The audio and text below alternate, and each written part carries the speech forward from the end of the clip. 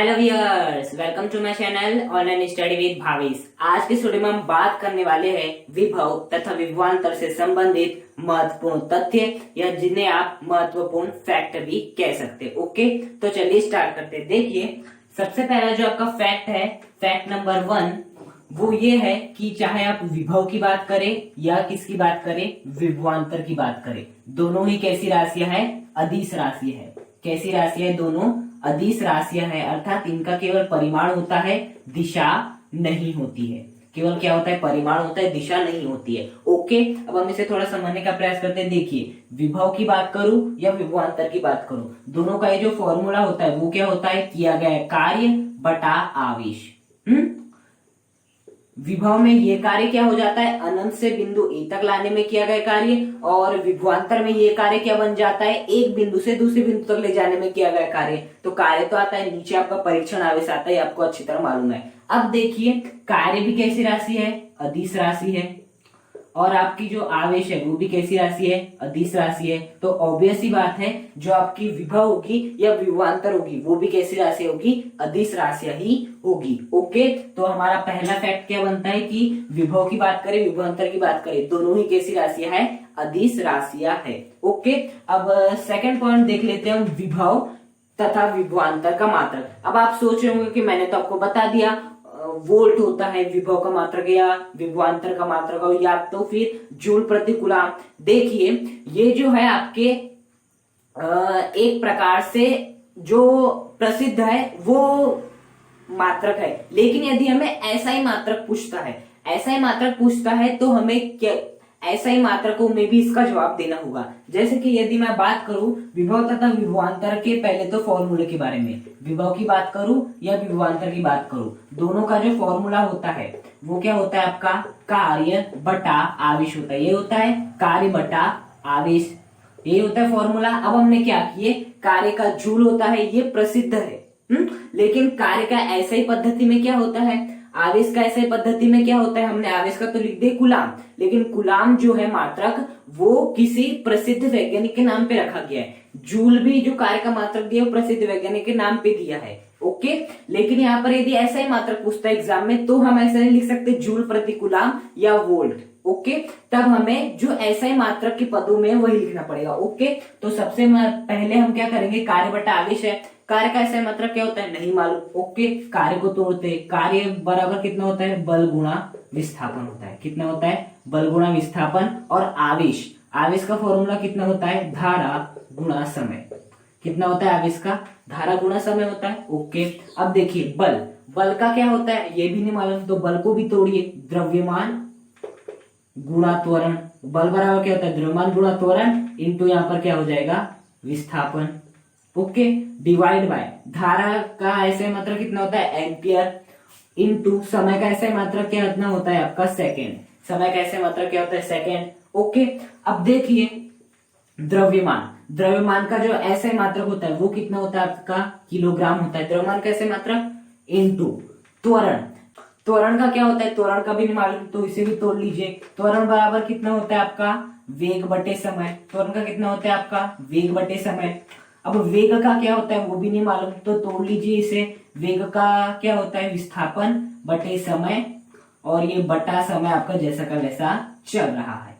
Okay, अब देखिए, विस्थापन क्या है? एक प्रकार से दूरी है, और दूरी के लिए हम किसका उपयोग करते हैं? मीटर का उपयोग करते हैं। डिवाइड बाय समय के लिए सेकंड, और इस समय के लिए भी सेकंड। तो देखिए, जैसे ही ये सेकंड ऊपर आएगा, क्या होगा?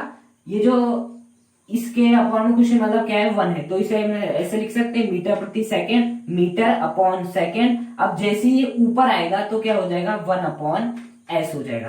अभी एस अपॉन 1 है, जैसे ही ऊपर आएगा तो क्या हो जाएगा? 1 अपॉन एस हो जाएगा। अब देखिए, मीटर एक सेकंड, दूसरा सेकंड क्या बन जाएगा? सेकंड स्क्वायर, और जैसे ही मैं इस सेकंड स्क्वायर को ऊपर लाऊंगा तो क्या हो जाएगा? ms-2, अर्थात मीटर प्रति सेकंड स्क्वायर। मतलब त्वरण का जो ऐसा मात्रक हो गया वो कितना हो गया? आपका मीटर प्रति सेकंड स्क्वायर, इंटू विस्थापन का कितना होता है? ऑब्वियस ही बात है, मीटर होता है। विस्थापन क्या है? एक प्रकार से दूरी है, और दूरी का मात्रक कितना होता है? Metre. Divide by ampere into second, ये चल ही रहा है। ओके, अब देखिए आगे, इसे बस हम थोड़ा सॉल्व कर लेते हैं। ये हो गया किलोग्राम। अब मीटर, मीटर क्या हो जाएगा आपका मीटर स्क्वायर सेकेंड प्रति second square divide by ampere into second. अब मैं इस एम्पियर इंटू सेकंड को ऊपर ला लेता हूं तो क्या हो जाएगा केजी किलोग्राम मीटर स्क्वायर प्रति सेकंड स्क्वायर। अब जैसे ही ये जो ए है वो ऊपर आएगा वो क्या बन जाएगा A-1 मतलब प्रति एम्पियर, और जैसे ही सेकंड है सेकंड जैसे ही ऊपर आएगा तो क्या बन जाएगा प्रति सेकंड बन जाएगा। ओके, अब इसे सॉल्व करें तो किलोग्राम मीटर स्क्वायर -2 -1 कितना हो जाएगा -3। ओके, प्रति सेंटीमीटर क्यूब और एम्पियर इनवर्स। तो ये हो जाएगा आपका मात्रक बेसिकली विभव का या विभवांतर का। ओके, और इसके लिए हमने कुछ भी नहीं किए, ये मात्रक आपको याद भी नहीं रखना है, मैंने बता दिया हूं कि आपको किस प्रकार से मात्रक निकालना है। अब आपको कोई तकलीफ नहीं जाएगी पूरी फिजिक्स में, 12th में खासकर। बस आपको फॉर्मूला याद हो ना, कार्य बटा आवेश। कार्य कभी नहीं मालूम तो कार्य को तोड़िए बल गुणा विस्थापन, फिर आवेश को हम क्या तोड़ सकते धारा गुणा समय। अब बल का भी नहीं मालूम था मुझे, ओके कोई बात नहीं। बल का क्या होता है द्रव्यमान गुणा त्वरण, उसे बल को हमने द्रव्यमान गुणा त्वरण में तोड़ लिया। विस्थापन जैसा का वैसा, धारा का ऐसा मात्रक एम्पियर, समय का सेकंड। ओके, द्रव्यमान का कितना होता है किलोग्राम। त्वरण का भी हमें ज्ञात नहीं था, तो त्वरण का हमने वेग बटे विस्थापन से निकाले तो कितना निकला हमारा मीटर प्रति सेकंड स्क्वायर इंटू विस्थापन का क्या होता है मीटर एम्पियर इंटू सेकंड। अब क्या करनी है, इसे हमने सॉल्व कर ले तो मीटर स्क्वायर सेकंड इनवर्स और इसे ऊपर ला ले तो हमारा फाइनली जो मात्रक आ गया वो कितना आ गया किलोग्राम मीटर स्क्वायर प्रति सेकंड घन प्रति एम्पियर। ओके, तो ये होता है आपका विभवांतर या विभव का एसआई मात्रक। ये क्या है आपका एसआई मात्रक। यदि आपको एग्जाम में केवल पूछता है विभव या विभवांतर का मात्रक खाली स्थान होता है या क्या होता है, तो आपको आप चाहे तो जूल प्रति कूलम्ब लिख सकते हैं, वोल्ट लिख सकते हैं। लेकिन यदि ऐसा ही मात्रक पूछता है तो आपको वोल्ट या जूल प्रति कूलम्ब नहीं लिखना है, वहां आपके नंबर कर सकते हैं, आपको ये वाला मात्रक लिखना है। ओके, अब देखिए ये तो हमने निकाल लिया ऐसा ही मात्रक। अब यदि हमें क्या निकालना हो, हमें विमीय सूत्र निकालना, तो किस प्रकार से निकाल सकते हैं। देखिए हम इस ऐसा ही मात्रक की सहायता से ही क्या निकाल सकते हैं, आपका विमीय सूत्र निकाल सकते हैं। कैसे, देखिए किलोग्राम अर्थात एक प्रकार का द्रव्यमान, और द्रव्यमान के लिए हम विमीय सूत्र में किसका उपयोग करते हैं, एम का उपयोग करते हैं। यहाँ पर किसका उपयोग हो रहा है, साथ ही साथ मीटर अर्थात एक प्रकार से लंबाई, और लंबाई के लिए किसका उपयोग करते हैं हम एल का उपयोग करते हैं। यहाँ पर सेकंड भी आ रहा है, सेकंड अर्थात समय, और समय के लिए हम किसका उपयोग करते हैं टी का उपयोग करते हैं। साथ ही साथ यहाँ पर एम्पियर भी आ रहा है, तो एम्पियर के लिए हम ए का ही उपयोग करते हैं। क्योंकि बेसिकली हम विमीय सूत्र में करते क्या है, बस एम एल टी और जो कुछ प्रमुख भौतिक राशियां होती है उनके ऊपर बस घात लगाते हैं। ओके, चाहे तो हम विमीय सूत्र इस प्रकार से निकाल सकते हैं या सीधे हम क्या कर सकते हैं इस फॉर्मूले से निकाल सकते हैं। कैसे, देखिए यहाँ पर केजी कितना है, एक ही है, तो यहाँ कितना हो जाएगा m1 हो जाएगा। आपका मीटर के ऊपर कितनी घात है, 2 की घात है, तो इस l के ऊपर भी कितनी घात हो जाएगी, 2 की घात हो जाएगी। समय अर्थात सेकंड के ऊपर कितनी घात है, -3 की घात है, तो ये t किसको रिप्रेजेंट कर रहा है, समय को कर रहा है, तो इसके ऊपर भी कितनी घात हो जाएगी, -3 की घात हो जाएगी। ए अर्थात एम्पियर की कितनी घात है, -1, तो इस पर भी क्या हो जाएगी, -1 की घात हो जाएगी। तो बेसिकली जो हमारा क्या निकल जाएगा, विमीय सूत्र निकल जाएगा विभव या विभवांतर का, वो कितना निकल जाएगा ml2t-3 A इनवर्स। तो ये हो गया आपका विभव या विभवांतर का मात्रक, और ये हो गया उनका विमीय सूत्र। अभी भी बता रहा हूं, ऐसे मात्रक पूछता है तो ये लिखना है, और यदि आपको केवल मात्रक पूछता है तो वोल्ट लिख सकते हैं, आप जूल प्रति कूलम्ब लिख सकते हैं। ओके, अब देखिए ये तो हो गई आपकी दूसरी प्रमुख बात। देखिए अब हम बात करेंगे तीसरे महत्वपूर्ण फैक्ट या तीसरी महत्वपूर्ण बात के ऊपर। देखिए जो आपकी धनावेशित वस्तु होती है, जितनी भी आपकी धनावेशित वस्तुएं होती है, उनका जो विभव होता है वो कैसा होता है, धनात्मक होता है। ओके, उनका जो विभव होता है वो कैसा होता है, धनात्मक होता है। और जितनी भी ऋणावेशित वस्तु होती है, कौन सी वस्तुएं होती है, ऋणावेशित वस्तुएं होती है, उनका जो विभव माना जाता है वो कितना माना जाता है, ऋणात्मक विभव माना जाता है। तो यहाँ से हमें एक बात समझ में आती है कि यदि कोई भी धनावेशित वस्तु दी है तो उसका जो विभव होगा वो धनात्मक विभव होगा, और कोई भी यदि ऋणावेशित वस्तु दी जाती है तो उसका जो विभव होगा वो कैसा होगा, ऋणात्मक विभव माना जाता है। ओके, अब यदि मैं आपसे एक सवाल पूछूं, +2 ज्यादा बड़ा है या -2 ज्यादा बड़ा है, तो ऑब्वियस सी बात है आप क्या कहेंगे, +2 बड़ा है, अर्थात जो धनात्मक विभव होता है वो कैसा होता है, उच्च होता है। धनात्मक वैल्यू क्या होती है, बड़ी, ऋणात्मक वैल्यू कम होती है। मतलब जो धनात्मक विभव होगा उसका मान उच्च होगा और जो ऋणात्मक विभव होगा उसका मान निम्न होगा। इसलिए धनात्मक विभव को हम उच्च विभव भी कहते हैं। क्या कहते हैं, उच्च विभव भी कहते हैं। और इस ऋणात्मक विभव को क्या कहते हैं, हम निम्न विभव भी कहते हैं। क्या कहते हैं, इस ऋणात्मक विभव को हम निम्न विभव भी कहते हैं, क्योंकि ऑब्वियस सी बात है धनात्मक वैल्यू सदैव बड़ी होती है ऋणात्मक वैल्यू से। तो धनात्मक विभव उच्च विभव कहलाएगा और जो आपका ऋणात्मक विभव क्या कहलाएगा, निम्न विभव कहलाएगा। अब देखिए यहां से एक बहुत ही महत्वपूर्ण बात जो कि कई लोगों को बहुत कंफ्यूज में डाल देती है। ओके, देखिए आवेश का जो प्रवाह होता है, किसका प्रवाह होता है, आवेश का जो प्रवाह, ये इंपॉर्टेंट फैक्ट है। आवेश का जो प्रवाह होता है वो सदैव कहां से कहां की ओर होता है, निम्न विभव से उच्च विभव की ओर होता है। आवेश का प्रवाह निम्न विभव से उच्च विभव की ओर होता है। अब इस बात में कई लोगों को कंफ्यूजन होता है, क्यों, देखिए हम सभी जानते हैं कि कोई भी वस्तु कहां जाने का प्रयास करती है, वो वहां जाने का प्रयास करती है जहां पर वो कम है, और कहां से जाने का प्रयास करती है, जहां पर वो अधिक है। अब देखिए आवेश को कहां से कहां जाना चाहिए, आवेश को उच्च विभव से निम्न विभव की ओर जाना चाहिए। क्योंकि देखिए यहाँ पर विभव का मान निम्न है, यहाँ पर उच्च है, तो उसे उच्च से निम्न की ओर जाना चाहिए। लेकिन केस में उल्टा होता है, कहां से कहां जाती है, निम्न विभव से उच्च विभव की ओर जाती है। तो कई लोगों को कंफ्यूजन ये हो जाता है कि भाई एग्जाम पूछे जाता है कि आवेश का प्रवाह खाली स्थान से खाली स्थान की ओर होता है, तो कई लोग लिख के आ जाते हैं नहीं, कोई भी वस्तु तो अधिक से कम की ओर जाती है, तो उच्च विभव से निम्न विभव की ओर जाएगी क्योंकि इसका मान कम है। लेकिन यहाँ पर केस थोड़ा डिफरेंट है। केस क्या डिफरेंट है कि जो आवेश का प्रभाव होता है वो निम्न विभव से उच्च विभव की ओर होता है। अब इसका कारण समझने का प्रयास कीजिए। देखिए हम सभी जानते हैं आवेश की जो संकल्पना है वो किसके आधार पर दी जाती है, इलेक्ट्रॉनों के आधार पर दी जाती है। किसके आधार पर दी जाती है, इलेक्ट्रॉनों के आधार पर दी जाती है। अब देखिए जो इलेक्ट्रॉन रहते हैं वो कैसे रहते हैं, ऋणावेशित रहते हैं। अब यदि इलेक्ट्रॉन ऋणावेशित है तो किसकी ओर आकर्षित होंगे, यदि इलेक्ट्रॉन ऋणावेशित है तो ऑब्वियस सी बात है वो किसके ओर आकर्षित होंगे, धनावेश की तरफ आकर्षित होंगे, क्योंकि ऋणावेश धनावेश को क्या करता है, आकर्षित करता है। तो इलेक्ट्रॉन कहाँ जाने का प्रयास करेंगे, इलेक्ट्रॉन ऋणावेशित भाग से धनावेशित भाग की ओर जाने का प्रयास करेंगे, क्योंकि दोनों के मध्य आकर्षण होता है। अब देखिए यहां से इतनी बात समझ में अभी, ऋणावेशित जगह का या ऋणावेशित वस्तु का जो विभव माना जाता है वो कैसा माना जाता है, निम्न माना जाता है। क्या माना जाता है, निम्न माना जाता है। और धनावेशित वस्तु का जो विभव है वो कैसा माना जाता है, उच्च माना जाता है। अब इलेक्ट्रॉन कहां से कहां तक जाते हैं, इलेक्ट्रॉन ऋणावेश से धनावेश की ओर जाते हैं, मतलब निम्न विभव से ऋणावेश से उच्च विभव की ओर धनावेश की ओर जाते हैं। तो यहां से एक बात समझ आती है कि इलेक्ट्रॉन निम्न विभव से उच्च विभव की ओर जाते हैं। अब इलेक्ट्रॉन के आधार पर किसकी संकल्प, मतलब कि आवेश की संकल्पना किसके आधार पर दी जाती है, इलेक्ट्रॉनों के आधार पर दी जाती है। मतलब इलेक्ट्रॉन का प्रवाह यदि ऋणावेश से धनावेश की ओर होता है, निम्न विभव से उच्च विभव की ओर होता है, तो ऑब्वियस सी बात है जो आवेश का प्रवाह होगा वो कहां से कहां तक होगा, निम्न विभव से उच्च विभव की ओर होगा। कहां से कहां तक होगा, निम्न विभव से उच्च विभव की ओर होगा। ओके, तो यही कारण है कि आवेश का प्रवाह सदैव कहां से कहां होता है, निम्न विभव से उच्च विभव की ओर होता है। अब हम बात कर लेते हैं चौथे महत्वपूर्ण बिंदु के बारे में। देखिए प्रत्येक वस्तु का जो विभव है किसी के सापेक्ष निकाला जाता है। ओके, जैसा कि मैं क्या हूं, मैं एक टीचर हूं, मैं एक अच्छा टीचर हूं, किसके सापेक्ष हूं, राणा जी के सापेक्ष हूं या किसी अन्य के सापेक्ष मैं अच्छा टीचर हूं। मतलब किसी का भी विभव किसी अन्य के सापेक्ष निकाला जाता है। उसी प्रकार से इस ब्रह्मांड में या इस पृथ्वी में जितने भी वस्तु है उन सभी का विभव हम किसके सापेक्ष निकालते हैं, पृथ्वी के सापेक्ष निकालते हैं। ओके, अब यदि मुझे पृथ्वी के सापेक्ष किसी का भी विभव निकालना है तो पृथ्वी के विभव को तो मुझे कुछ मानना पड़ेगा। ओके, तो हम पृथ्वी के विभव को कितना मानते हैं, 0 मानते हैं।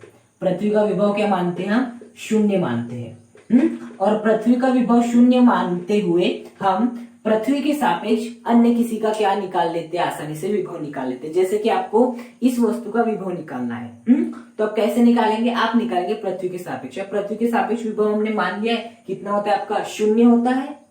तो इसका आसानी से निकालेंगे। कैसे निकालेंगे, देखिए विभवांतर की सहायता से निकालेंगे। विभवांतर क्या होता है आपका, इस वस्तु का विभव माइनस पृथ्वी का विभव। विभव किसका, मार्कर का विभव माइनस पृथ्वी का विभव। ओके, इसी प्रकार से निकालेंगे। अब देखिए पृथ्वी का जो विभव है, वो कितना है आपका, 0 है। जो मार्कर का जो विभव है वो निकल जाएगा आसानी से। अब जो विभवांतर ज्ञात करने के लिए ना आपकी एक मशीन होती है जिसे हम शायद वोल्टमीटर कहते हैं। क्या कहते हैं? वोल्टमीटर कहते हैं, जिसका आप चैप्टर नंबर 3 में अध्ययन करेंगे। वो आसानी से आपको विभवांतर का मान बता देती है। विभवांतर का मान बता दी। ओके, तो पृथ्वी का विभव कितना है? 0 है। हम मान लेते हो उस वोल्टमीटर ने जो विभवांतर का मान बताई है वो मान बताइए 8 वोल्ट का। तो 8 वोल्ट विभवांतर का मान है। पृथ्वी का विभव 0 है। मार्कर का विभव ज्ञात करना है, तो जो मार्कर का विभव हो जाएगा वो कितना हो जाएगा? 8 वोल्ट हो जाएगा। इसीलिए हमने किसी भी वस्तु के विभव को निकालने के लिए पृथ्वी का विभव को क्या मान लिए? 0 मान लिए। अब हम बात कर लेते हैं विभव तथा विभवांतर संबंधित 5वें महत्वपूर्ण फैक्ट या बात के बारे में। ओके, देखिए हम सभी जानते हैं विभव या विभवांतर का जो मात्रक है वो क्या है? जूल प्रति कूलाम है, या जिसे वोल्ट भी कहते हैं। ओके, अब यदि मुझे क्या पूछता है? इसका सीजीएस मात्रक पूछता है। क्या पूछता है? सीजीएस मात्रक पूछता है। तो मैं जैसे कि आवेश का जो ऐसा मात्रक था जिसे हम क्या कहते हैं? कूलाम भी कहते हैं, उसी प्रकार से आपका विभव या विभवांतर का भी ऐसा ही मात्रक है जिसे हम क्या कहते हैं? वोल्ट के नाम से भी जाना जाता है। ओके, तो जैसे आवेश का सीजीएस मात्रक क्या था? स्थैतिक कूलाम। विद्युत चुंबकीय मात्रक क्या था? एब कूलाम। उसी प्रकार से जो आपका विभव का जो सीजीएस मात्रक है या विभवांतर का जो आपका सीजीएस मात्रक है वो कितना होगा? आपका स्थैतिक वोल्ट होगा। कितना होगा आपका? स्थैतिक वोल्ट होगा। यदि मैं बात करूं आवेश के विद्युत चुंबकीय मात्रक के बारे में, वो कितना था? एब कूलाम था। तो यहाँ पर जो आप इसका EMU हो जाएगा, अर्थात विद्युत चुंबकीय मात्रक हो जाएगा, इलेक्ट्रोमैग्नेटिक यूनिट, वो कितनी हो जाएगी? आपकी एब वोल्ट हो जाएगी। कितना हो जाएगी? आपकी एब वोल्ट हो जाएगी। ओके, तो ये थी आपकी 5वीं महत्वपूर्ण बात। अब देखिए 6ठी महत्वपूर्ण बात की। देखिए हम सभी जानते हैं कि इस प्रकार से आपका क्या रहता है? आपका एक आवेश रहता है Q। इस प्रकार से एक आवेश रहता है Q। अब इस आवेश Q ने अपने चारों क्या उत्पन्न किया? विद्युत क्षेत्र उत्पन्न किया है। इस विद्युत क्षेत्र में स्थित एक आपका बिंदु A है। इस बिंदु पर यदि मुझे विभव की गणना करनी तो मुझे क्या करना रहता है? 1 कूलाम आवेश को, किसे? 1 कूलाम आवेश को अनंत से इस बिंदु तक लाना पड़ता है, और लाने में जो भी कार्य करना पड़ता है वो क्या कहलाता है? आपका विद्युत विभव कहलाता है। ओके, अब यहाँ पर थोड़ा गौर कीजिएगा। ये जो आपका यदि ये आवेश कैसा रहा? धनात्मक आवेश रहा। अब जो 1 कूलाम आवेश है वो भी कैसा है? आपका धनात्मक आवेश है। तो देखिए धनावेश के मध्य क्या होता है? प्रतिकर्षण होता है। क्या होता है? प्रतिकर्षण होता है। मतलब कि यहाँ पर क्या होगा? प्रतिकर्षण बल के विरुद्ध मुझे क्या करना पड़ेगा? कार्य करना पड़ेगा। क्यों? क्योंकि देखो मेरा काम क्या है? इसे इस बिंदु तक लाना। अब मैं इसे आवेश को इस बिंदु तक लाऊंगा तो ये जो धनात्मक आवेश है ये भी धनात्मक आवेश होने का है। ये धनात्मक आवेश इस धनात्मक आवेश पे क्या लगेगा? प्रतिकर्षण बल लगेगा। उसके विरुद्ध मुझे इसे इस बिंदु A तक क्या करना है? लाना है। तो यहाँ पर लाने में मैं कुछ कार्य करना पड़ेगा। और जो भी कार्य करना पड़ेगा उसका भाग यदि मैं किससे लगा देता हूँ? Q0 से लगा देता हूँ, क्योंकि 1 कूलाम आवेश लाना हमारे लिए संभव नहीं है तो हम Q0 आवेश लाएंगे। जो भी ये भी क्या है? धनात्मक आवेश है। तो इस धनात्मक आवेश को इसके प्रतिकर्षण बल के विरुद्ध लाने में जो भी कार्य करना पड़ेगा उसका अधिभाग मैं Q0 से लगा दूंगा तो मुझे इस बिंदु पर विभव प्राप्त हो जाएगा। चूंकि ये प्रतिकर्षण बल के विरुद्ध कार्य हुआ है तो यहाँ पर जो आपका विभव देखने मिलेगा वो कैसा देखने मिलेगा? ऋणात्मक देखने मिलेगा। यहाँ पर जो आपका विभव देखने मिलेगा, यहाँ पर जो विभव देखने मिलेगा वो कैसा मिलेगा? धनात्मक देखने मिलेगा। ओके, अर्थात यदि प्रतिकर्षण बल के विरुद्ध हम कार्य करते हैं तो आपका जो विभव निकलता है वो कैसे निकलता है? किसी भी बिंदु पर धनात्मक निकलता है। और यदि मान लेते ये जो आवेश है वो कैसा है? माइनस आवेश है। कौन सा आवेश है? माइनस आवेश है। एक ऋणावेश आवेश ने अपने चारों विद्युत क्षेत्र उत्पन्न किया है, और जब हम इस प्लस Q0 आवेश को लाएंगे तो देखिए ये कैसा है? प्लस आवेशित है। ये कैसा है? ऋणावेशित है। अब बताइए प्लस और माइनस के मध्य क्या होता है? आकर्षण होता है। तो जब मैं इस Q0 आवेश को अनंत से इस बिंदु तक लाऊंगा तो यहाँ पर मुझे विरुद्ध कार्य नहीं करना है, इसके मतलब कि इसके आकर्षण बल के साथ काम करना है। विरुद्ध कार्य नहीं करना है, प्रतिकर्षण बल जैसा आकर्षण बल के साथ कार्य करना है। तो इसको मुझे इस बिंदु A तक अनंत से लाने में जो भी कार्य करना पड़ेगा, किसके साथ? इस आकर्षण बल के साथ, क्योंकि ये तो इसको क्या करेगा? आकर्षित करेगा। ओके, तो जो भी कार्य करना पड़ेगा, यदि उस कार्य में मैं इस Q0 का भाग लगा देता हूं तो मुझे V प्राप्त होगा, और वो जो V प्राप्त होगा ना, वो आपको कैसा प्राप्त होगा, ऋणात्मक प्राप्त होगा। कैसा प्राप्त होगा, ऋणात्मक प्राप्त होगा। अर्थात यदि आप किसी भी बिंदु को किसी भी बिंदु तक लाते हैं और यदि वो आप प्रतिकर्षण बल के विरुद्ध लाते हैं तो जो आपका विभव निकलता है वो धनात्मक निकलता है। ये कब की परिस्थिति है, प्रतिकर्षण बल की परिस्थिति है। कब की परिस्थिति है, प्रतिकर्षण बल की परिस्थिति है। तो आपका विभव कैसे निकलता है, धनात्मक निकलता है किसी बिंदु पर। और यदि आपका ये कौन सी है, आकर्षण बल का है, कौन सा बल की परिस्थिति है, आकर्षण बल की। और यदि आप आकर्षण बल के द्वारा कार्य होता है, मतलब कि इसके आकर्षण बल द्वारा कार्य होता है तो आपको विभव ऋणात्मक मिलता है, और यदि प्रतिकर्षण बल के द्वारा कार्य होता है तो विभव कैसे मिलता है, धनात्मक मिलता है। तो इस प्रकार से हमने विभव तथा विभवांतर से महत्वपूर्ण 6 फैक्ट पढ़े जो कि एग्जाम में वस्तुनिष्ठ प्रश्नों में अक्सर पूछ लिया जाता है। यदि यह वीडियो आपको पसंद आए तो वीडियो को लाइक करें, चैनल को सब्सक्राइब करें और कमेंट करके मुझे बताएं कि आपको वीडियो कैसा लगा। Thank you.